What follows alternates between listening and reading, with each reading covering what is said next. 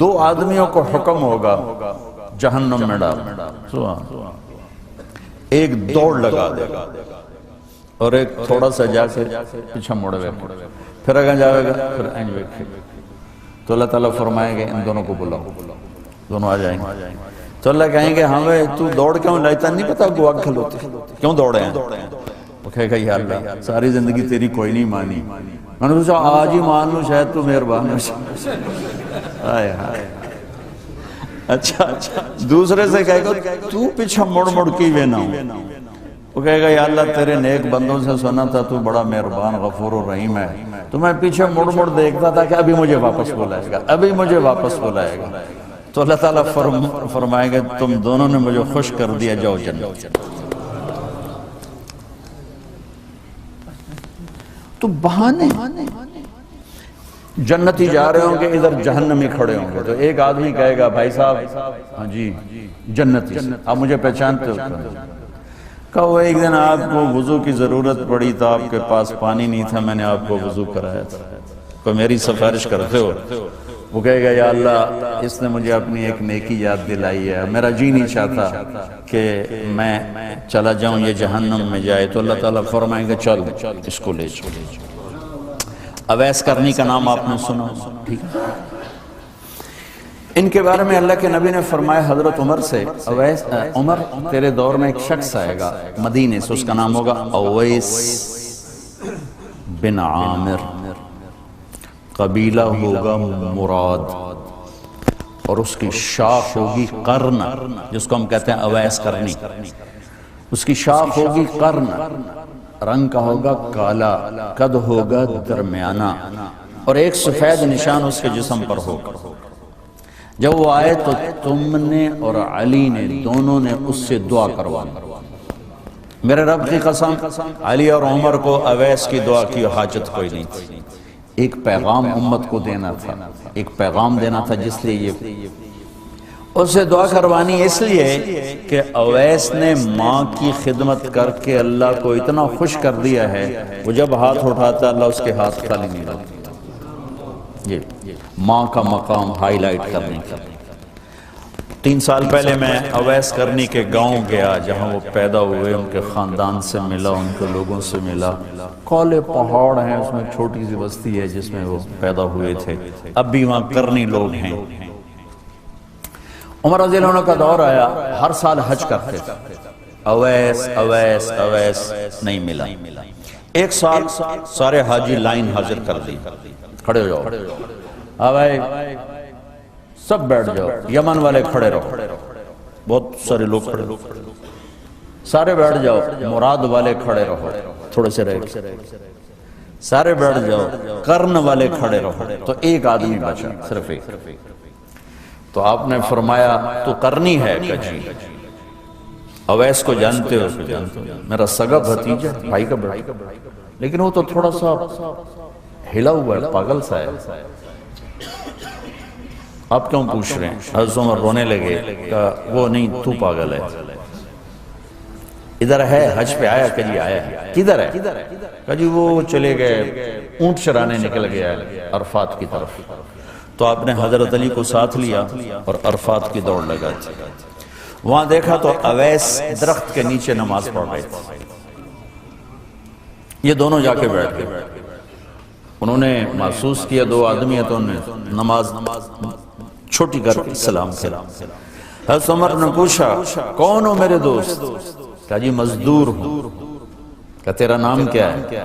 کہا جی اللہ کا بندہ۔ حضرت عمر نے کہا بھئی سارے اللہ کے بندے ہیں، تیری ماں نے تیرا نام کیا رکھا ہے؟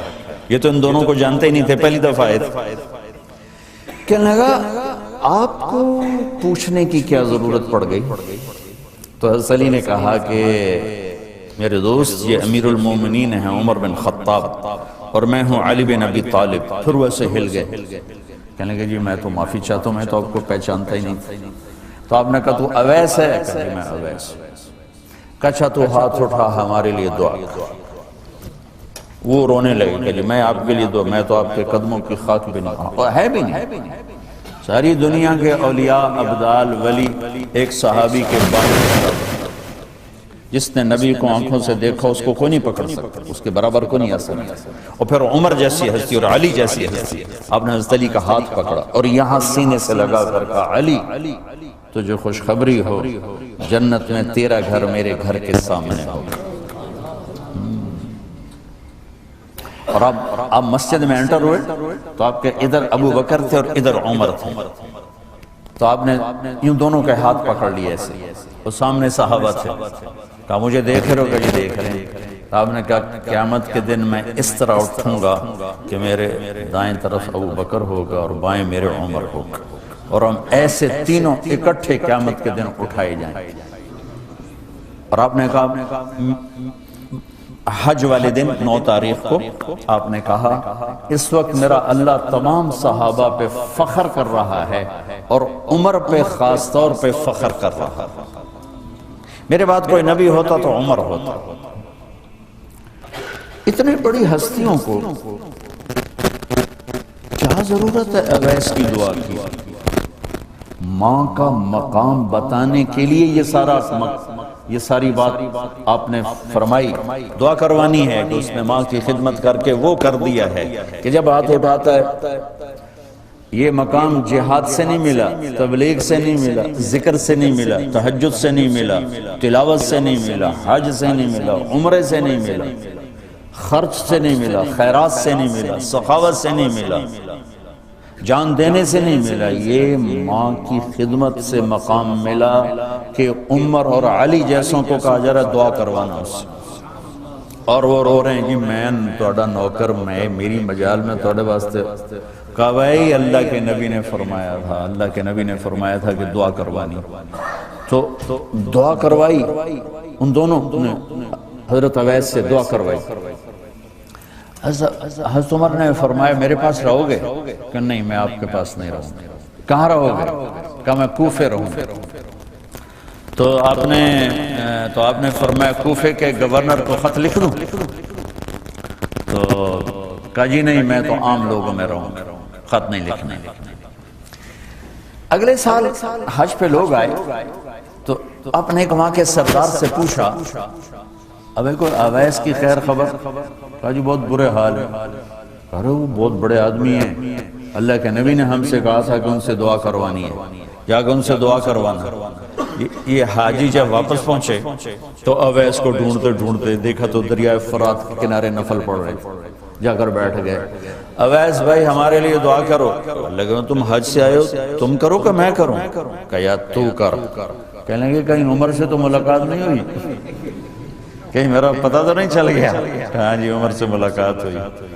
تو ان کے لیے دعا کی اور اپنا بوریا بستر اٹھایا اور کوفہ چھوڑ کے بصرے چلے گئے کہ اب میری یہاں مشہوری ہو جائے گی شہرت سے بچنے کے لیے۔ اب ایک اور حدیث سنا، میرے نبی نے فرمایا کہ جب لوگ جنت میں جا رہے ہوں گے، اویس بھی جا رہا ہوگا، دروازے کے قریب اللہ فرمائیں گے باقی سب کو جانے دو، اویس کو روک لو۔ تو وہ اویس پریشان ہو جائیں گے کہ بوئے تے آتے کیوں رکاوٹ بن گئی، دروازے پہ آگے کیا رکاوٹ ہو گئی؟ تو کہیں گے یا اللہ آپ نے مجھے کیوں روکا ہے؟ تو اللہ تعالیٰ فرمائیں گے پیچھے دیکھو، پیچھے دیکھیں گے تو جہنم کے لوگ کھڑے ہوں گے، مجرم۔ کہیں گے اویس تو نے مجھے خوش کیا ماں کی خدمت کر۔ کیا کہا؟ ماں کی خدمت کر۔ جو بیچاری مائیں ذلیل ہو رہی ہو، یہاں زیادہ ہوتی ہیں پاکستان میں کم ہوتی پر ہوتی وہاں بھی ہے۔ اسی سفر میں کتنی ماؤں کے اتنے پرچے آئے کہ میرا بیٹا شراب پیتا اور پھر مجھے گالیاں نکالتا۔ بھر گئے میری جیبیں پرچوں سے، کیونکہ مستورات بھی بیان میں آتی تھی، تو ہر بیان میں کوئی نہ کوئی پرچہ آیا کہ میرا بچہ مجھے گالیاں نکالتا ہے، شراب پیتا ہے، زنا کرتا ہے، پھر مجھے گالیاں نکالتا ہے۔ تو یہاں زیادہ ذلیل ہے، ہمارے ہاں بھی کوئی کم ذلیل نہیں ہے، کوئی قسمت والی ماں ہے جس کو فرما بردار اولاد ملتی ہے، تو اللہ فرمائیں گے اویس تو نے مجھے بہت خوش کیا ماں کی خدمت۔ دیکھئے جہنم کے لوگ کھڑے ہیں تو انگلی کا اشارہ کرتا جا، اللہ جدھر جدھر تیری انگلی کا اشارہ ہوگا ادھر ادھر لوگوں کو جہنم سے نکال کے جنت میں ڈال دوں گا۔ آج میں تیری طفیل لاکھوں آدمیوں کو جنت میں پہنچاؤں گا۔ عدد ربیہ و مدر، لاکھوں کا لفظ نہیں آتا، ربیہ و مدر عرب کے دو قبیلے اپنی تعداد میں سب سے زیادہ تھے، تو اللہ تعالیٰ کہیں گے اویس آج تیری طفیل جتنا ربیہ اور مدر دو بڑے قبیلوں کے لوگ ہیں اتنے مجرم آج تیری طفیل جنت میں ڈال دیں۔ سبحان اللہ، جب میرے رب نے مقام بخشا کہ عمر اور علی سے کہا جا رہا ہے دعا کروانا، اور جنت کے دروازے پر کھڑا کر کے فرمایا جا رہا ہے پیچھے نظر دوڑا، دیکھ جتنے جہنم کے لوگ کھڑے ہیں، اشارہ کر تیرے طفیل آج ربیہ اور مضر کی تعداد کے برابر لوگوں کو جنت میں ڈالوں۔ ایک اور واقعہ بھی سنا، آپ نے فرمایا میں آج رات جنت میں گیا، ایک تو معراج ہے جو جاگتے ہوئے خواب میں تو بہت دفعہ ہوا، آج رات میں جنت میں گیا، میں نے آواز سنی قرآن کی تلاوت، میں نے پوچھا یہ کون تلاوت کر رہا ہے؟ ان کا جی یہ حارثہ بن نعمان ہے۔ تو آپ نے کہا حارثہ بن نعمان وہ تو مدینے بیٹھا ہے، دیکھو آپ کو سنانے کے لیے مائک لگا ہوا ہے اوپر، تھوڑے سے لوگ آپ، اور حارثہ کی آواز جنت میں جا رہی ہے اور وہ مدینے بیٹھے ہوئے ہیں، 7 آسمان پار کر کے آواز جا رہی ہے، وہ کیسے پوری جنت میں اس کی آواز کیوں آ رہی ہے؟ کہ یا رسول اللہ انہوں نے ماں کی ایسی خدمت کی ہے کہ اللہ تعالیٰ نے خوش ہو کر کہا ہے حارثہ جب قرآن پڑھے ساری جنت کو سناؤ، ساری جنت کو سناؤ۔ اچھا کیسی خدمت کرتے تھے؟ ماں کی کیسی خدمت کرتے تھے؟ ان کے کپڑے بیوی سے نہیں دھلاتے تھے، خود دھوتے تھے۔ ہم لوگ اپنی بیویوں پہ ڈنڈا چڑھا کے کھڑے تھے، میری ماں دے کپڑے دو، میری ماں دی روٹی پکا، میری ماں نو چاہ بنا کے دے۔ آپ کی بیوی کے ذمہ آپ کی ماں کی خدمت نہیں ہے، میرے ذمہ میری ماں کی خدمت، میری بیوی کے ذمہ میرے باپ کی خدمت نہیں ہے، میری ماں کی خدمت نہیں ہے، میری بہن بھائیوں کی خدمت نہیں ہے، لیکن یہ بر صغیر کے معاشرے کا ظلم ہے کہ آنے والی بچی ٹکڑے ٹکڑے ہو جاتی، پس کے رہ جاتی، اور ایک ظلم و ستم کی چکی میں وہ قیمہ بن جاتا، ساس کا ظلم، سسر کا ظلم، خامد کی بہنوں کا ظلم، بھائیوں کا ظلم، تانے بولیاں، اس بیچاری نے بچے کیا پالنے ہیں، وہ تو روتے روتے زندگی گزار دیتی۔ میرے ذمہ ہے ماں کی خدمت، میری بیوی کے ذمہ نہیں ہے، پوچھو مفتیوں سے۔ ماں کے لیے کیا کرتے تھے؟ سالن خود بناتے تھے، آٹا گونڈتے تھے، روٹی پکاتے تھے، پھر تھالی میں پلیٹ میں رکھ کر ماں کو سامنے بٹھا کر خود کھلاتے بھی خود، اور ماں کو تیل لگاتے، کنگھی کرتے، جوئیں نکالتے، اور کبھی اماں کوئی کام کہہ دیتی اور سمجھ میں نہیں آیا تو یہ نہیں کہتے تھے ماں جی کیا جائے، اپنی بیوی کو باہر بلا کر کہتے ماں جی نے کیا کہا ہے مجھے سمجھ میں نہیں آیا۔ ایک دفعہ موسیٰ علیہ السلام نے پوچھا یا اللہ میرا جنت کا ساتھی کون؟ تو موسیٰ علیہ السلام نے فرمایا فلاں قصائی تیرا جنت کا ساتھی۔ تو موسیٰ علیہ السلام تھوڑا سوچ میں پڑ گئے کہ قصائی سے موسیٰ دا جوڑ کے میں بیٹھ فلاں مجاہد، فلاں عالم، فلاں ولی اللہ وہ تیرا جنت کا ساتھی، قصائی تیرا ساتھی۔ تو موسیٰ علیہ السلام نے پتہ پوچھا اور پہنچ گئے، تو وہ گوشت کی دکانوں میں ایک دکان اس کے بیچ میں بٹھا چوکڑی مار کے تھا اپنا بیچی جاندہ تھے، ٹکی جاندہ ہے، کوئی موسیٰ علیہ السلام کو سپیشل چیز نظر نہیں آئی۔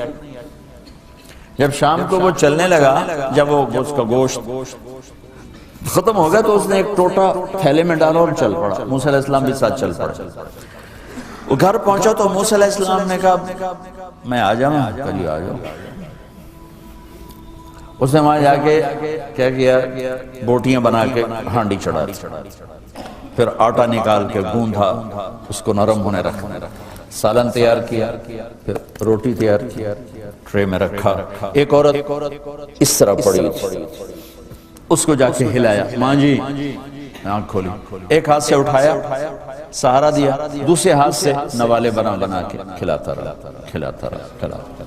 تو اس نے یوں سر ہلایا کہ مطلب میری بس، تو اس کا منہ صاف کیا اور اس کو سہارا دے کے لٹانے لگا، تو کچھ بڑبڑائی۔ موسیٰ علیہ السلام ذرا فاصلے پر تھے، سن نہیں سکے کیا کہا۔ موسیٰ علیہ السلام نے فرمایا، میرے بھائی یہ کون ہے؟ کہا جی میری ماں ہے، اور میں جب صبح جاتا ہوں نا کام پر تو اس کے سارے خدمت کر کے روٹی پانی کھلا پلا پھر میں جاتا ہوں، پھر جب شام کو واپس آتا ہوں تو پہلے میں اس کی یہ خدمت کرتا ہوں۔ بیوی سے نہیں کہا، خود کیا۔ ہم اپنی بیویوں کو کتنا ذلیل کرتے ہیں، اور 99% جو ساس ہے وہ نیگیٹو ہے اور ظالم ہے۔ 99% ساس نیگیٹو ہے اور ظالم ہے، اور ہمارے بچوں کو ہوش نہیں کہ میری ماں ہے، میری ماں ہے۔ ماں کی وجہ سے بیوی کو تباہ نہ کرو، اور بیوی کی وجہ سے ماں کو تباہ نہ کرو، اس میں بیلنس کرو۔ بیوی کے عشق میں ماں باپ ذلیل نہ ہو، اور ماں باپ کے عدم میں بیوی ذلیل نہ ہو۔ یہ دونوں نوحے میں سن رہا ہوں، اس لیے بول رہا ہوں، دکھ سے بول رہا ہوں۔ کہا جی میں شام کو پھر اس کی خدمت کرتا ہوں، اب بچوں کو بعد میں دیکھتا ہوں۔ کہا اچھا یہ بتا، یہ کیا کہہ رہی تھی؟ لٹا رہے تھے۔ کہنے لگا جی بس ماں جو ہوئی، جب بھی خدمت کرتا ہوں تو کہتی اللہ تجھے جنت میں موسیٰ کا ساتھی بنا۔ میں تو جی کمی کسائی تے موسیٰ کلیم، میرا دا کی جوڑ ہے۔ میں کہا پترا تیرا جوڑ بنا چھڑے تیری ماں۔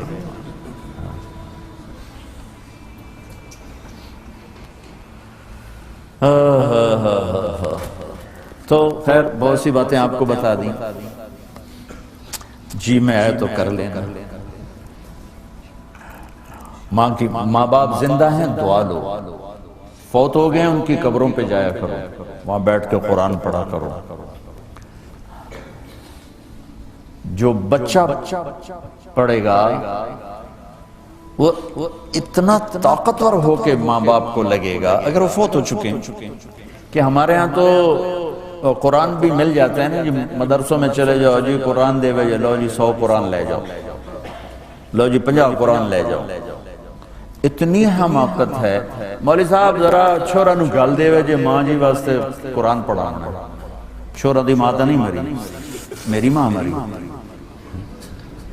ہمارے ایک رشتہ داروں کے نا وہ تھا ختم، والدہ فوت ہو گئی، تو میں بھی گیا ہوا تھا، تو بچے باہر بیٹھے سگریٹ پی رہے، اور مدرسے کے بچے بلائے ہوئے تھے کمرے میں قرآن پڑھنے کے لیے۔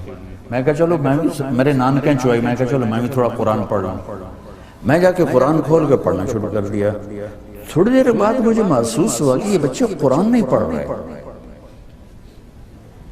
میں نے جب دیکھا تو وہ نیچے ایک چھوٹا سا ریڈیو پڑا تھا، اس میں انڈیا پاکستان کا کرکٹ میچ ہو رہا تھا، اس کی کمنٹری چلتی اور وہ سارے وہ سن رہے تھے۔ اور جب ان میں سے کوئی آ جاتا تو شروع ہو جاتے ذالک الکتاب لا ریب فیہ ھدی للمتقین الذین یؤمنون بالغیب۔ جب وہ چلے جاتے کیڑا آؤٹ ہوئے، کتنے سکور ہوئے۔ 1 گھنٹہ یہ تماشا ہوتا رہا اور میں بیٹھا دیکھتا رہا۔ 1 گھنٹے بعد جا کر کہنے لگی قرآن مک گیا، وہ کمنٹری مک گئی آئی تھی۔ ہن کی ثواب گیا اما نو، کمنٹری دا ثواب گیا، قرآن دا ثواب تا نہیں گیا، کیونکہ اس پاگل نے خود ماں کے لیے پڑھنا تھا، اس نے ماں کے لیے بھی کرائے پہ قرآن لے لیں۔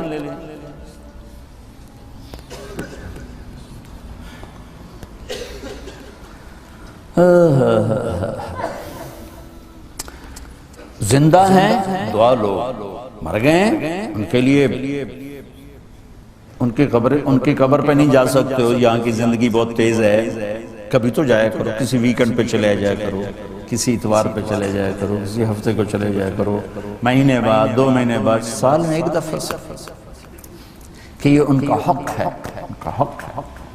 اور